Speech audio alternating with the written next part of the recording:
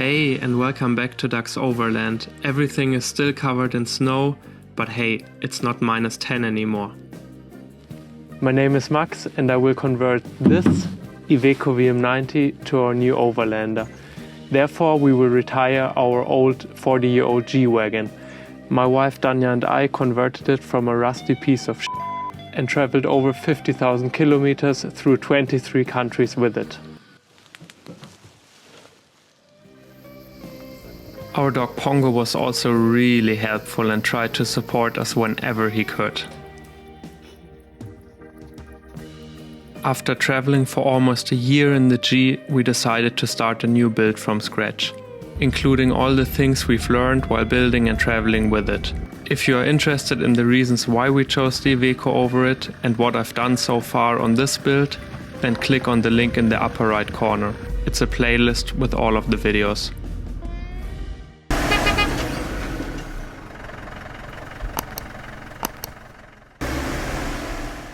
Trucks like the Iveco are usually built differently than cars. I mean, cars usually don't have leather frames anymore anyways, but even if we compare it to cars with leather frames. For example, our G. It has a standard leather frame, but besides the frame rails and the cross members in between, it's completely different than the Iveco's frame. The G's frame is a welded two-piece box section and maximized to be stiff and rigid. The body and frame from front to back are connected with rubber body mounts. There's very little movement between the body and the frame when driving off-road. Fun fact, that is actually not that funny.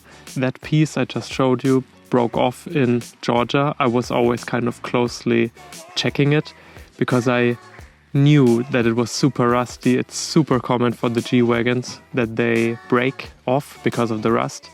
So in Georgia, one day we heard like a cracking sound on the highway and it was off. And we drove to a gas station and found a broken tire and put like a piece of rubber between that kind of console and the body itself. So we ordered it from Germany to Turkey and we were waiting for quite some time to get it to Turkey. Then it kind of didn't clear customs, so we had to drive to customs while we were waiting at a campsite near that city, but I think it was still like 100 kilometers away.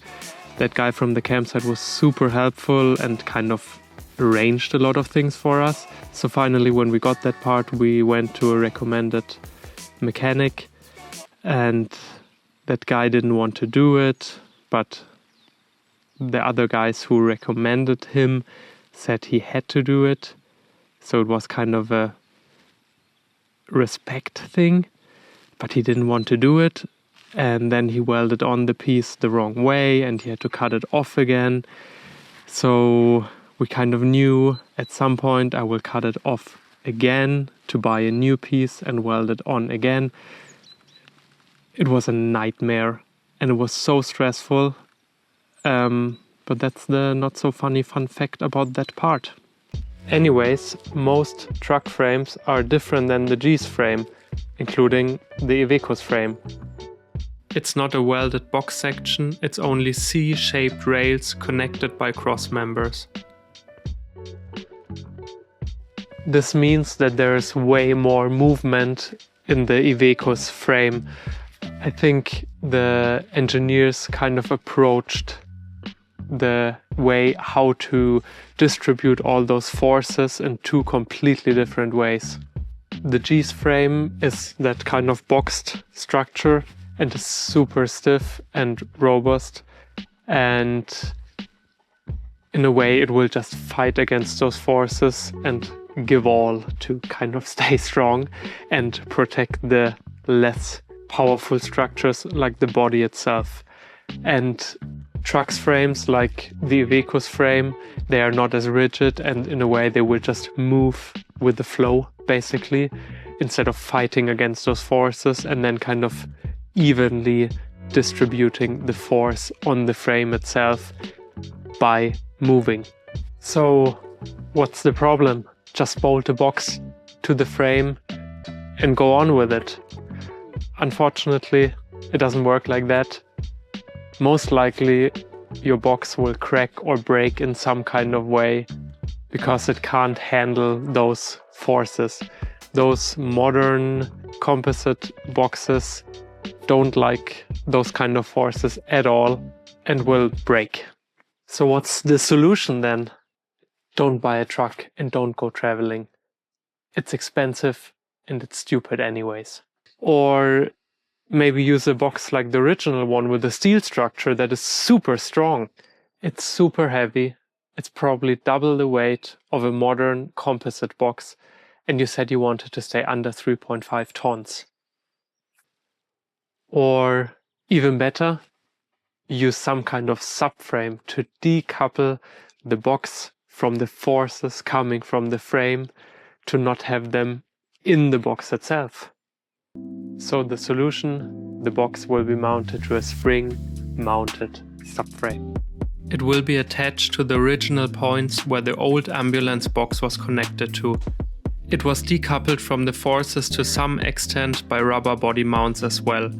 Same as the G basically, but the box itself is built so heavy and massive that it can tolerate more of those forces before breaking. But a modern composite box can't withstand those forces.